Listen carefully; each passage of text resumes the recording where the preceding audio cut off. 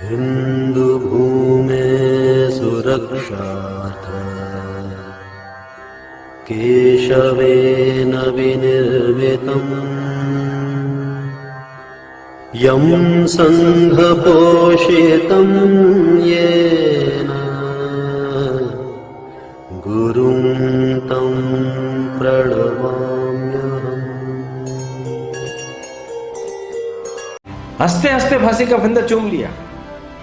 एक उदाहरण पेश करने के लिए कि 7 करोड़ मुसलमानों में से एक मुसलमान ऐसा है जो मादरे वतन के लिए, वतन परिस्थिति के लिए, देशभक्ति के लिए फांसी का फंदा चूमता है। अपने स्वयं का बलिदान दे देना, मौत से भी भयभीत नहीं है। मृत्यु का डर कैसा? आ मौत, मैं तुझसे साक्षात करने के लिए 2-2 हाथ करने के लिए तैयार हूं। कि ये जो आपसी वैमनस्य है, ये आपसी कटुता है, इसको दूर करो। भारत माता की संतान बन करके, देशभक्ति का भाव अपने अंदर भर करके, वतन परस्ती अपने अंदर भर करके, मादरे वतन के लिए अपने जीवन का उत्सर्ग हो, बलिदान हो, ऐसा दुर्दम्य, ऐसा अदम्य जीवन हम जिए।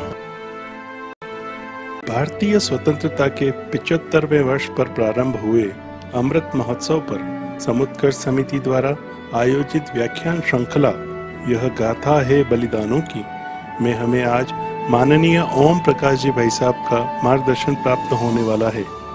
आदरणीय ओम जी भाई साहब हम सभी के सुपरिचित हैं। पूर्व में समुत्कर्ष समिति द्वारा आहूत विभिन्न व्याख्यान मालाओं में और अन्य अवसरों पर हम सभी को आपका संस्कृति परक जीवन मूल्य संवर्धक पाथेय प्राप्त होता रहा है। मैं आज के इस पुनीत अवसर पर मान्यवर भाई साहब से निवेदन करूंगा कि हमें प्रबोधन प्रदान करें। मान्यवर ओम जी भाई साहब। नमस्कार। समुत्कर्ष व्याख्यान श्रृंखला, ये गाथा है बलिदानों की। आजादी का जो अमृत महोत्सव पूरे देश भर में मनाया जा रहा है, हम सब लोग भी लगातार इस व्याख्यान श्रृंखला को बहुत ही अधिक मात्रा में सुन रहे हैं, देख रहे हैं। यह एक जागरूकता का लक्षण है और इसका जितना व्यापक प्रचार प्रसार होगा, जितने ज़्यादा लोगों तक यह बात जाएगी, जितने ज़्यादा लोगों तक ये जानकारियाँ शेयर होंगी, उतना ही अधिक लोगों को लाभ मिलेगा। आज जिस एक महापुरुष के संदर्भ में मैं कुछ चर्चा करने जा रहा हूं, उनका नाम आप में से कई लोगों ने सुना भी होगा, हो सकता है नहीं भी। गणेश शंकर विद्यार्थी एक आजादी के आंदोलन में बहुत ही महत्व का नाम है और एक अलग और विशेष कारण से इस नाम का जिक्र इतिहास में स्थित है। ये बहुत ही अच्छे लेखक, अनुवादक, साहित्य धर्मी और सबसे बड़ी बात है कि पत्रकार थे। ये जो बात मैंने पहले बोली कि हमारी जो ये व्याख्यान श्रृंखला है, इसका प्रचार प्रसार व्यापक पैमाने पर होना चाहिए, ये मैं इसलिए बोल रहा हूं कि गणेश शंकर विद्यार्थी ने बहुत स्पष्ट शब्दों में इस बात को कहा है कि हमारा जो इतिहास है वो हमारी धाती है और इतिहास का प्रचार प्रसार करना ये राष्ट्र जागरण का कार्य है। हमारे प्राचीन पुरखे छत्रपति शिवाजी महाराज, महाराणा प्रताप, श्री राम, श्री कृष्ण, इन लोगों के जीवनों को देख करके, सुन करके, पढ़ करके हम प्रेरणा लेते हैं। विद्यार्थी जी स्वयं कहते हैं कि मेरी मां जब गर्भवती थी ननियाल में, इनका ननियाल प्रयाग में, वहीं इनका जन्म हुआ। तो प्रयाग में जब इनकी मां थी तो गर्भवती काल के दौरान रामचरितमानस का पारायण करती थी, और इसलिए विद्यार्थी जी के ऊपर रामचरितमानस का सबसे ज्यादा प्रभाव। वो एक आदर्शवादी व्यक्ति थे, और उसका कारण था राम उनके अध्येता थे, आदर्श थे, हीरो थे।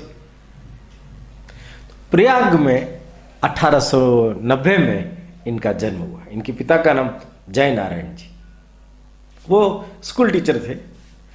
उनके स्कूल टीचर होने के कारण से इनको भी अलग अलग जगहों पर जाकर के पढ़ाई करने का अवसर प्राप्त हुआ।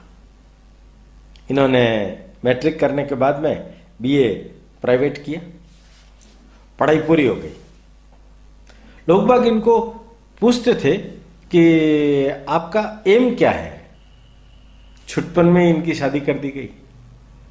जीवन में कुछ और करना चाहते थे, उस दिशा में कदम आगे बढ़े नहीं। योग ऐसा बना, बनारसी लाल चतुर्वेदी वगैरह उन लोगों के साथ में उनका जो अखबार निकलता था सरस्वती, उनके वहां पर उन्होंने 1907 में नौकरी शुरू कर दी थी। पत्रकारिता का शौक लग गया। इनकी टिप्पणियां बड़ी तीखी होती थी। सरकार, अंग्रेज, अन्य सब कमियां, उनके बारे में ये बराबर लिखते रहते थे। मैं यहां एक महत्वपूर्ण जिक्र करूंगा कि इनके मन में, खुद के मन में पैदा हुई इनकी प्रतिभा को देखकर के अभ्युदय नामक पत्र था, उन्होंने इनको थोड़ी और अधिक अच्छी तनख्वाह देकर के लेकर के चले गए। बड़ा भरा पूरा परिवार, 2 लड़के 2 लड़कियां, परंतु इनका ध्यान किस पर? इनका ध्यान सामाजिक काम, राजनीतिक काम और पत्रकारिता।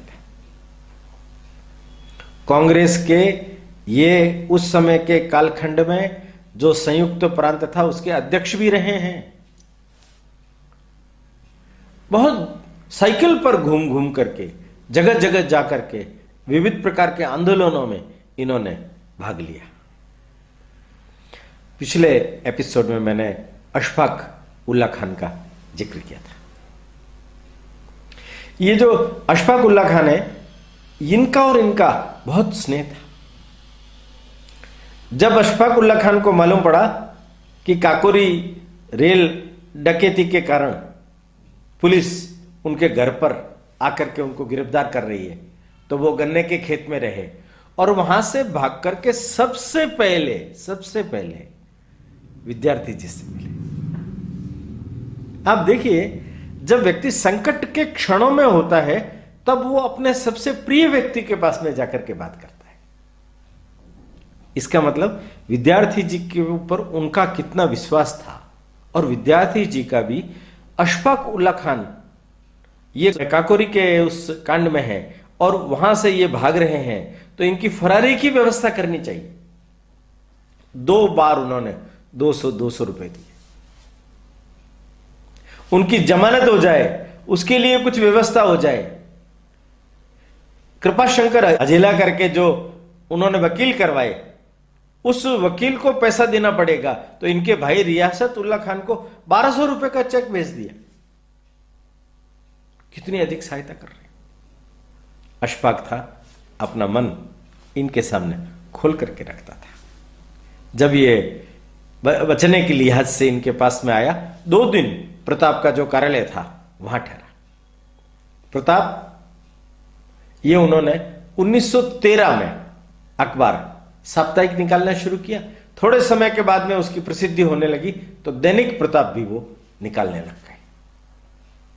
अखबार जो था और पत्रकारिता के क्षेत्र में जो लोग काम करना चाहते हैं, मैं उन लोगों को जरूर सुझाव दूंगा, गणेश शंकर विद्यार्थी का जीवन अवश्य पढ़ें। पत्रकारिता किसको कहते हैं? पत्रकारिता के उसूल क्या होते हैं? पत्रकारिता जन आवाज को उठाने का कैसा माध्यम बन सकता है? समाज की कुरीतियों को दूर करने का कैसा माध्यम बन सकता है? समाज और राजनीतिक दलों का वो कैसे आईना बन सकता है? ये वो गणेश शंकर विद्यार्थी जी से सीख सकते हैं। उनके लेख देखिए, उनके लिखने की कला देखिए, उनकी स्पष्टवादिता देखिए, उनका सत्य धर्म का पालन देखिए। हर चीज में बेजोड़ कलाकारी आपको देखने को मिलेगी। पत्र प्रताप जो पत्र है उसकी भी यात्रा, एक अखबार कैसे यात्रा करता है, उस अखबार को कैसे कैसी कष्ट विपत्तियां कठिनाइयां झेलनी पड़ती है, यह भी उसमें आपको संगोपांग देखने को मिलेगा। अशफाक उल्लाह खान ने अपने मन की कुछ बातें उनके सामने रखी। उन्होंने कहा कि राम प्रसाद बिस्मिल मेरा सबसे परम मित्र है। और एक बार ऐसी बड़ी विचित्र घटना हुई कि अशफाक उल्लाह खान को दिल का दौरा पड़ गया, और जब दिल का दौरा पड़ा तो वो राम राम राम उच्चारण करने लगे। इनके घर वालों ने देखा, ये क्या हो गया इसको, क्या इसने शुद्धि करवा ली है क्या, ये राम राम राम राम बोल रहा है, अल्लाह का नाम नहीं ले रहा है ये। पड़ोसी आए, इधर उधर के कुछ लोग आए। एक जानकार आदमी था जो जानता था कि रामप्रसाद बिस्मिल और इनकी मित्रता अधिक है। उसने कहा ये माजरा नहीं है, वो जो रामप्रसाद बिस्मिल है उनको ये राम कह करके पुकारता है, उनको याद कर रहा है। तुरंत रामप्रसाद बिस्मिल को समाचार किए, वे आए, आकर के उन्होंने अशफाक को सिर पर हाथ फेरा, वो होश में आए और ठीक हो गए। राम को अपने पास में देख करके अशफाक उल्लाह खान ठीक हो गए। घर वालों ने सोचा कि शायद इन्होंने शुद्धि करा लेगी, पर जो व्यक्ति शुद्ध है उसको शुद्धि कराने की जरूरत नहीं पड़ती। शुद्धि की जरूरत तो उसको पड़ती है जिसके संस्कार भ्रष्ट हो गए। परंतु यहां देखिए आप, जिस एक प्रमुख बिंदु के ऊपर गणेश शंकर विद्यार्थी जी के जीवन पर हम आगे चर्चा करेंगे, उससे पहले अशफाक उल्लाह खान ने ये जो एक घटना की और उसके बाद में उन्होंने जिस बात पर चर्चा की, वही गणेश शंकर विद्यार्थी जी का आगे जाकर के मिशन हो गया।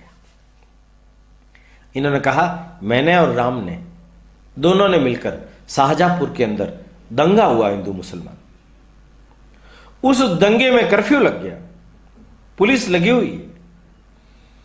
कर्फ्यू को शांत करने के लिए, लोगों को शांत करने के लिए, लोगों के मन का गुस्सा शांत करने के लिए, एक दूसरे के प्रति मन में जो विद्वेष पैदा हो गया है, उस विद्वेष को शांत करने के लिए, मुसलमानों में भी वतन परस्ती जगाने के लिए और हिंदुओं के मन में भी यह भाव भरने के लिए कि मुसलमान भी भारत माता की संतान है, हम आपस में भाई भाई हैं, माता की रक्षा के लिए, माता को आजाद कराने के लिए हमें मिलजुल करके फिर से लड़ना पड़ेगा।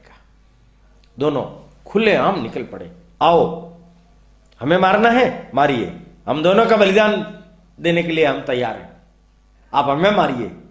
खुलेआम सड़क पर निडर होकर के साहस से, हिम्मत से वो निकल पड़े। शाहजहांपुर की सड़कों पर लोग देखने लगे, अरे ये तो मुसलमान अशफाक उल्लाह खान, ये कट्टर हिंदू समाज, आर्य समाजी दोनों निकल रहे हैं, दोनों आह्वान कर रहे हैं, पुकार पुकार करके कह रहे हैं। शाहजहांपुर का दंगा शांत हो गया। गणेश शंकर विद्यार्थी ने इस बात को बहुत ध्यान से सुना। हिंदू मुस्लिम ऐक्य स्थापित होना चाहिए। अंग्रेजों ने कुटिलता से बंग भंग के माध्यम से, मुस्लिम लीग की स्थापना के माध्यम से मुसलमानों को तुष्टीकरण के रास्ते पर डाल करके कांग्रेस को भी कहा कि तुम मुसलमानों को तुष्ट करो, उनको साथ लेकर के आओगे तो ही तुम्हें आजादी दी जाएगी, नहीं तो नहीं दी जाएगी। इस कुटिलता के कारण से एक विद्वेष के आग पैदा हो गई। जगह जगह पर हिंदू मुसलमान दंगे हुए, हिंदुओं पर अत्याचार हुए, हिंदुओं के मंदिर तोड़े गए, मस्जिदें तोड़ी गई, कितने ही परिवार उजड़ गए। नाम हिंदू और मुस्लिम, दंगा होता है तो परिवार जाता है ना। क्या हर एक परिवार के रिश्ते नाते बिखर नहीं जाते? हर एक परिवार की आवश्यकताएं बिखर नहीं जाती? चाहे वो हिंदू हो चाहे वो मुसलमान हो, झेलना तो सबको पड़ता है, झेलना तो सबको पड़ता है।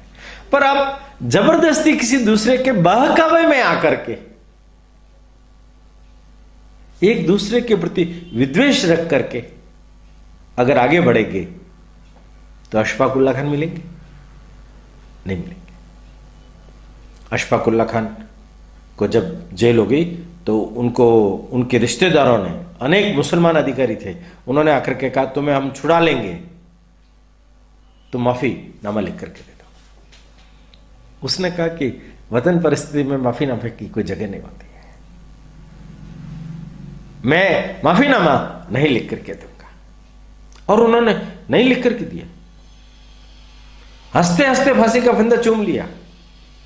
एक उदाहरण पेश करने के लिए कि 7 करोड़ मुसलमानों में से एक मुसलमान ऐसा है जो मादरे वतन के लिए, वतन परिस्थिति के लिए, देशभक्ति के लिए, मां को आजादी, गुलामी की बेड़ियों से मुक्त कराने के लिए फांसी का फंदा चूमता है। गणेश शंकर विद्यार्थी अशफाक उल्लाह खान से बहुत प्रभावित हुए। उन्होंने उनके अपने मन के अंदर इन सब चीजों को स्थान दिया। अब देखिए आगे जाकर के अंत में उनका जो बलिदान हुआ वो हिंदू मुसलमान एकता के लिए ही बलिदान हुआ है। पर इनका अपना जेल में 5 बार जेल में गए ये,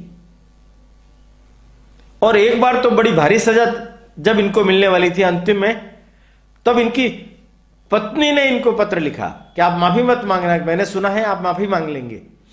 इनकी पत्नी लिख रही है, गणेश शंकर विद्यार्थी जी की पत्नी क्या लिखती है कि मैंने सुना है कि आप माफी मांग रहे हैं, सत्य के लिए हंसते हंसते मृत्यु को भी प्राप्त कर लेना, कर्तव्य के लिए मृत्यु का वर्ण कर लेना, अगर आप करते हैं तो मुझे खुशी होगी, इसके लिए मैं आपको बधाई दूंगी कि आप माफी नहीं मांग रहे।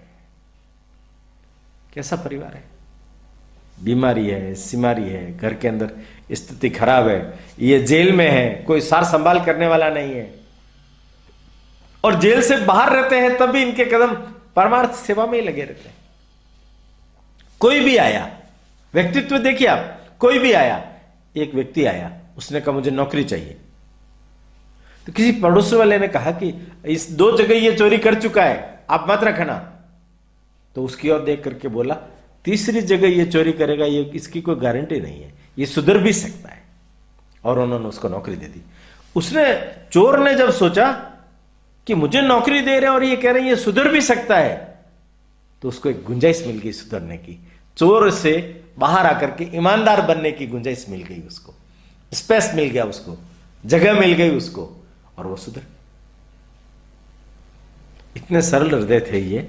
एक व्यक्ति आया, आकर के कहा कि मेरा तो सब कुछ ये ट्रेन में लुट गया है, कोई चोरी करके ले गया, मेरे पास कुछ भी पैसा नहीं है, कुछ सहयोग कर दीजिए। तो इन्होंने अपनी जेब में हाथ डाला और जितना कुछ था उसको दे दिया कि ले जा तू। ये भी नहीं पूछा तुम कौन हो, कैसे हो, कहां से आए हो, वापस करोगे कि नहीं करोगे, कुछ नहीं। कितनी सरलता। रेलवे स्टेशन के ऊपर मालगाड़ी में सवारियों को बिठा बिठा करके रेल वाले भेज रहे थे। इनको मालूम पड़ा ये जाकर के रेल के मालगाड़ी के आगे सो गए। उनका कि टिकट लिए ना, या तो टिकट के पैसे लौटाओ, आपके पास जगह नहीं है तो, नहीं तो इनके लिए अतिरिक्त रेलगाड़ी की व्यवस्था करो। सत्याग्रह, आंदोलन, किसानों के लिए, मजदूरों के लिए इनका जो अखबार था वो बहुतायत में बोलता था। उनके बीच में ये प्रताप बाबा इस नाम से प्रसिद्ध थे। इन्होंने अपने नाम के आगे जो विद्यार्थी लगाया, वो जीवन भर सीखने की वृत्ति बनी रहनी चाहिए मेरे अंदर, इसलिए मैंने विद्यार्थी लगाया, ऐसा इन्होंने उत्तर दिया। बहुत ही अनूठा व्यक्तित्व। उनके मन के अंदर किस किस प्रकार की भावनाएं काम करती थी। अंग्रेजी के 2 बड़े प्रसिद्ध उपन्यास, एक का नाम है बुक ऑफ गोल्डन डीड्स, हमारी आत्म उत्सर्गता, उसका अनुवाद किया इन्होंने।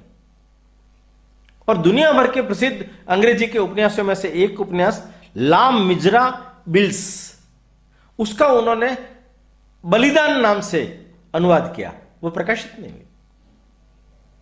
पर उन दोनों को पढ़ने के बाद में अपने को मालूम पड़ता है कि इन्होंने भी जो उसकी भूमिका के अंदर जो बातें लिखी है, आत्मोत्सर्ग और बलिदान करने की भावना, इनके अंदर कूट कूट के भरी हुई थी। अपने स्वयं का बलिदान दे देना, मौत से भी भयभीत नहीं मैं, मृत्यु का डर कैसा। आ मौत, मैं तुझसे साक्षात करने के लिए, दो दो हाथ करने के लिए तैयार हूं। इन्होंने, मैंने पिछली बार भी कहा था कि मेवाड़ के ऊपर भी बड़ी भारी इनकी अपनी कलम चली है। अगर आप थोड़ा सा ध्यान दें तो मैं आपको इनके मेवाड़ के बारे में, और मेवाड़ की ये जो धरती है हमारी, जिसमें हमें पैदा होने का सौभाग्य प्राप्त हुआ है, उसके बारे में इन्होंने क्या लिखा है। देखिए, वो लिख रहे हैं, यही आत्मोत्सर्ग और बलिदान की भावना उनके मन में कैसे कूट कूट के भरी हुई थी। वो लिखते हैं, बलिदान, केवल बलिदान। चित्तौड़ की स्वतंत्रता देवी बलिदान चाहती है। बादल उमड़े थे, बिजलियां कड़की थी और घोर अंधकार छा गया था। अपवित्रता पवित्रता पर कब्जा करना चाहती थी और अनाचार आचार और व्यवहार को ईंट से ईंट बजा देने वाला था। हृदय कांप उठे थे। अशांति की लहरें बड़े जोरों से शांति के किले के कंगूरों को एक एक करके ढा रही थी। सूर्य देव भी अपने वंशजों को सदा के अंधकार में छोड़ देने के लिए तैयार थे और चित्तौड़ की दीवारें भी ऊंचा सिर रखते हुए नीची नजर कर चुकी थी। पद्मिनी का दाव था, पासे उल्टे पड़ रहे थे, लेकिन रुख बदला। किसी की दया और कृपा से नहीं, किसी की कमजोरी और नीचता से नहीं, रक्त की वर्षा हो गई। रक्त की प्यासी भूमि, भूमि की प्यास मिट गई। चित्तौड़ की देवियों का राख का ढेर देखकर चित्तौड़ की स्वतंत्रता देवी के हृदय की ताप मिट गई। देखिए आप, जयमल कल्ला से लेकर के आगे तक वो लिखते हैं, लेकिन वीरों ने फिर से उसे अपने अमूल्य खून से भर दिया, लेकिन जयमल और उसके वीर साथियों का रक्त उसकी प्यास न बुझा सका। चित्तौड़ की देवियों ने अपने कोमल शरीरों को उसके लिए अग्नि के सुपुर्द कर लिया, लेकिन उन्हें मुट्ठी भर की खाक में पलट जाते हुए देखकर उनके हृदय की जलन और बढ़ी, और इतनी बढ़ी कि वो स्वयं चित्तौड़ से आगे बढ़ गई। चित्तौड़ खाली हो गया। अकबर का झंडा उस पर फहराने लगा। चित्तौड़ दरो दीवार के आंसू बहाए। हाथ उठा उठाकर उसने अपने कुल रक्षक सूर्य और गंभीर आकाश की दुहाइयां दी, लेकिन सूर्य ने न किसी अग्नि की चिंगारी से गिराकर इस्लामी झंडे को जला दिया, न आकाश की गंभीरता ने उसकी दास्ता की मात्रा को कम किया। चित्तौड़ की स्वतंत्रता देवी चाहती थी बलिदान, बलिदान, बलिदान। और देखिए वो महाराणा प्रताप के बारे में क्या लिखते हैं, सुनिए। आओ प्रताप आओ, पहले परीक्षा दो। स्वतंत्रता की देवी के पवित्र मंदिर में उनके लिए स्थान नहीं जिनके हृदय छोटे हैं। कैसे परीक्षा दोगे? अपना सिर को कटाकर? नहीं, बल्कि अपने सिर को धड़ पर कायम रखकर बराबर उसके काटे जाने का कष्ट सहते हुए, महलों ही को छोड़कर नहीं, लेकिन विश्व शपथ को लेकर। जब तक चित्तौड़ स्वाधीन नहीं होता, जब तक उसकी दीवारें सिर उठाकर संसार के साथ नजर नहीं मिला सके, जब तक उन वीर पुरुषों और वीर स्त्रियों की आत्माएं जिनके खून से चित्तौड़ की भूमि सींची हुई है, अपने मनवांछित काम को पूरा होते हुए देखकर प्रसन्न न हो जाए, तब तक फूस पर सोएंगे, पत्तों पर खाएंगे, शारीरिक सुखों का स्वप्नों में भी ख्याल नहीं करेंगे। तपस्या का यही अंत नहीं है। जो सिर स्वतंत्र देवी के सामने झुका, याद रखो उसे अधिकार नहीं है संसार के किसी भी शक्ति के सामने झुके। तलवार की धार पर चलना है, लेकिन याद रखो तुम्हारे मुंह से उफ भी निकली तो तुम गए। ऐसे जाओगे कहीं भी पता न लगेगा। अपने साथ कितनी ही आशाओं और देश के कितने ही शुभ गुणों को लेते जाओगे। महान पुरुष, निस्संदेह महान पुरुष। भारतीय इतिहास के किस रत्न में इतनी चमक है? स्वतंत्रता के लिए किसने कठिन परीक्षा दी थी? जननी जन्मभूमि के लिए किसने इतनी तपस्या की थी? देशभक्त, लेकिन देश पर एहसान जमाने वाला नहीं। उसकी उदारता और दृढ़ता का सिक्का शत्रुओं तक ने भी माना है। बड़ी लंबी कथा है। बलिदान चाहता है, बलिदान चाहता है, और वो समय आ गया ना। कानपुर के अंदर भी दंगे हुए। 24-25 मार्च 1931 बड़े भयंकर दंगे हुए। उन दंगों के बीच में हिंदुओं को और मुसलमानों को, जिनके परिवारों को जलाया गया, उजाड़ा गया, मारा गया, पीटा गया, उनके बीच में जा जा करके उन लोगों को सुरक्षित निकालने का काम गणेश शंकर विद्यार्थी जी और उनके कार्यकर्ताओं ने किया। पर इन सब में उन्मादी जोश के अंदर मुसलमानों की एक टोली ने गणेश शंकर विद्यार्थी जी, उनके साथ के कार्यकर्ता ज्वालादत्त जी, उनके ऊपर हमला बोल दिया। वो पिट गए। लाश भी उठा करके कहीं डाल दी गई, पता तक नहीं चला। 3 दिन के बाद में उनके खद्दर के कपड़ों से पता चला, उनके हाथ पर गुदा हुआ था गजेंद्र, ये पहचान बना। 27 तारीख को उनकी लाश पहचान में आई। कराची में कांग्रेस का अधिवेशन था, नेहरू जी, महात्मा जी सब वहां थे। उन लोगों ने श्रद्धांजलि दी। एक वहां से कार्यकर्ताओं का प्रतिनिधिमंडल भेजा, वो यहां आया। 29 मार्च को उनका दाह संस्कार हुआ। लौह की लपटें, उनका दाह संस्कार, धधकती हुई अग्नि केवल एक ही बात कह रही है, हिंदू और मुसलमान भारत माता की संतान है। उनकी एकता के लिए इस एक वीर पुरुष ने, एक महापुरुष ने अपना बलिदान दे दिया। आज भी भारतवर्ष के अंदर उनका यह बलिदान दिवस इसी बात का संदेश देने के लिए मनाया जाता है कि ये जो आपसी वैमनस्य है, ये आपसी कटुता है, इसको दूर करो। भारत माता की संतान बन करके, देशभक्ति का भाव अपने अंदर भर करके, वतन परस्ती अपने अंदर भर करके, मादरे वतन के लिए अपने जीवन का उत्सर्ग हो, बलिदान हो, ऐसा दुर्दम्य, ऐसा अदम्य जीवन हम जिए, ये संदेश वो देते हैं। गणेश शंकर विद्यार्थी जी के साथ साथ कानपुर का जिक्र आने के कारण एक छोटा सा प्रसंग मैं और बताना चाहता हूं। आप सब लोगों ने बटुकेश्वर दत्त का नाम सुना है, भगत सिंह की मित्र मंडली में से एक। भगत सिंह, सुखदेव, राजगुरु, तीनों को तो फांसी हुई थी, वो सांडर्स केस में हुई थी। किंतु असेंबली, केंद्रीय असेंबली में साइमन कमीशन वापस जाओ, जो बिल लेकर के आए उन बिल को पास नहीं होने देना, उसके लिए क्रांतिकारियों ने बैठकर की योजना बनाई। भगत सिंह ने सुझाव रखा कि वहां असेंबली में जाकर के हम किसी का नुकसान नहीं करेंगे, हम किसी को मारेंगे नहीं, किंतु गोला दाग करके हम हमारी बात रखेंगे।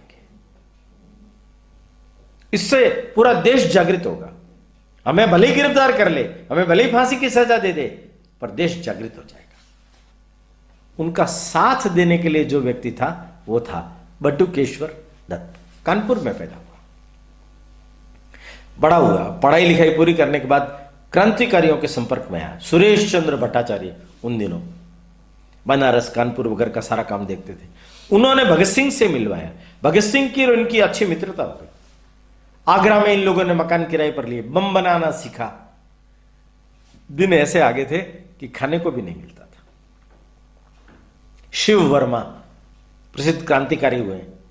शिव वर्मा ने कॉलेज के हॉस्टल में कुछ परिचय था, वहां जाकर के अपने एक मित्र को कहा कि ऐसी स्थिति हो गई है, 3-4 दिन हो गए, हम लोगों को खाने को कुछ नहीं मिला, कुछ व्यवस्था हो सकती है क्या?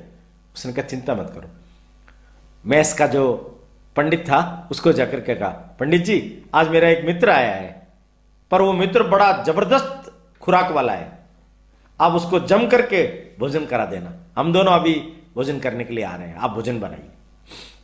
वो भोजन बनाने लगे, 2-2 चपाती इन दोनों के रखते, धीरे धीरे एक एक खाते, बाकी सारी चपातियों से जेब भर लेते, सब्जियां तो डाल नहीं सकते थे। ऐसे करके रोटियां सारी इकट्ठी की और लेकर के गए। शिव वर्मा ने उसको कहा यार कुछ पैसे मिल जाए तो दही ले लेता हूं। दही लिए, ले जा करके कमरे पर बटुकेश्वर दत्त अकेले बैठे थे, किताब पढ़ने में मशगूल थे। उसको कहा कि भोजन में लेकर के आ गया हूं, तुम भोजन कर लो। उनका सब लोग बाहर गए हुए हैं, आते ही होंगे, अपन एक साथ भोजन करेंगे। उन दिनों चंद्रशेखर आजाद वहां आए हुए थे। योगेश चंद्र चटर्जी जी आगरा में जेल में थे, उनको लखनऊ ले जाने की बात थी। वो जेल से निकलेंगे उस समय में हम उनको छुड़ा लेंगे, ऐसी योजना थी। पर जब तक मैं ना कहूं तब तक हम हमला नहीं करना है। मौका नहीं मिला, सब लोग मायूस हो गए थे। भोजन के बारे में ऐसा चक्र पड़ा कि वो आए तब तक कोई एक बंदर आया और ये किताब पढ़ने में मशगूल महाशय, और बंदर भोजन की रोटियां लेकर के ऊपर छत पर चला गया। वो दोना जो था जिसमें दही भरा हुआ था उसको पूरा बिखेर दिया। लोग आए, आकर के देखा, ठा के लगा करके हंसने लगे। फक्कड़ों का डेरा देखिए, खाने को नहीं मिल रहा। पूछा इसको क्या हुआ, कि वो तो हनुमान जी को भेंट चढ़ गया, बंदर लेकर के चले गए। ऐसी फका मस्ती में अपने जीवन का उद्देश्य भूले नहीं। ऐसी फाका मस्ती में जिन्होंने अपने जीवन को और अधिक बासंती रंग में रंग दिया, यही बटुकेश्वर दत्त। इनका चयन किया भगत सिंह ने, मेरे साथ कौन जाएगा, बटुकेश्वर। दोनों गए 9 अप्रैल 1929 को केंद्रीय असेंबली, जहां ये साइमन कमीशन और ये श्रम का और लोगों के अधिकारों का हनन करने का जो बिल लाया गया था, विठल पटेल उसकी अध्यक्षता कर रहे थे। उसी समय वो अपना मत पढ़ने के लिए खड़े हुए थे और भगत सिंह ने पीछे की बेंच में से उठ करके और हथगोला था वो फेंका खाली जगह पर। लोग नहीं मरने चाहिए, धुआं हो गया, लोग भागने लगे। इतने में बटुकेश्वर दत्त ने उठ करके एक गोला फेंका खाली बेंच के ऊपर। थोड़ा धुआं थमा, जिन्ना वहां थे, मोतीलाल नेहरू वहां थे, बैठे हुए देख रहे हैं तो ये दोनों मुस्कुरा रहे हैं, खड़े हुए हैं। तुरंत कांस्टेबल आगे बढ़ा, पिस्तौल इन्होंने सुपुर्द कर दी, इंकलाब जिंदाबाद के नारे लगाए, पर्चे साथ लाए थे, पर्चे सारे फेंक दिए गए। जो विरोध करना था विरोध दर्ज करवा दिया गया। इनको गिरफ्तार करके ले गए, मुकदमा चला, आजीवन कारावास। भगत सिंह को तो बाद में फांसी हुई, पर इसको दोनों को आजीवन कारावास हुई। आजीवन कारावास से मुक्त होने के बाद में जब ये वापस उस स्थान पर गए तो पता चला कि अब जेल नहीं रही, वो हॉस्पिटल बन रहा है वहां। इंजीनियर ने बताया तुम्हारी कालकोठरी नक्शा देख करके उस जगह पर थी, तो वहां खेल का एक छोटा सा मैदान बन गया था। ये जाकर के खड़े हो गए और खेल का मैदान में लोग बैडमिंटन खेल रहे थे, देख रहे लगे। थोड़ी देर बाद में लड़के लड़कियां इनके पास में आए, इनको कहा क्या आप खेल में इसमें रुचि रखते हैं?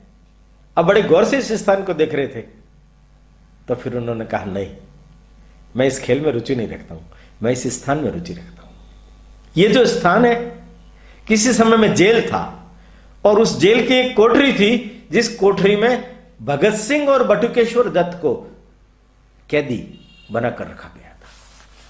वो जो लड़के लड़कियां उस समय के कालखंड के, उनको पूछ रहे हैं कौन भगत सिंह और बटुकेश्वर दत्त?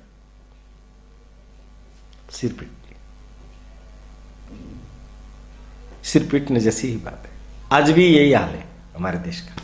कौन बटुकेश्वर दत्त, कौन अशफाक उल्ला खान, कौन गणेश शंकर विद्यार्थी, कौन रामप्रसाद बिस्मिल, कौन राजेंद्र लाहिड़ी, कौन सुरेश चंद्र भट्टाचार्य, कौन सचिंद्रनाथ सान्याल, कौन जानता है? कौन जानता है?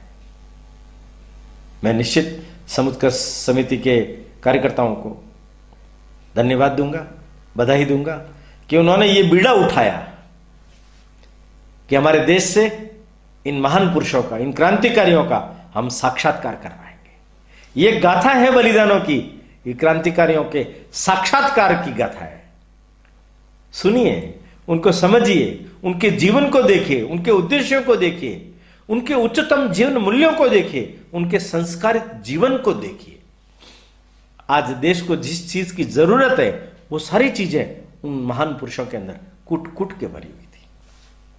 आइए उन सब श्रेष्ठतम महान पुरुषों के जीवन को हम नमन करें, उन्हें अपनी भावभीनी श्रद्धांजलि अर्पित करें और ये गाथा है बलिदानों की, इसका प्रचार प्रसार कर इस पुण्य लाभ को हम भी प्राप्त करें और इतिहास के इस गान को गौरव गान बना करके पूरे देशवासियों तक पहुंचाने का एक महती अभियान हम पूरा करें।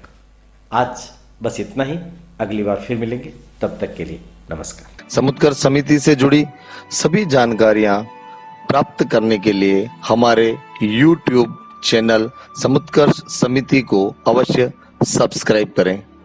आप सभी का समुत्कर्ष समिति के प्रति यही स्नेह और आत्मीय भाव बना रहे। धन्यवाद।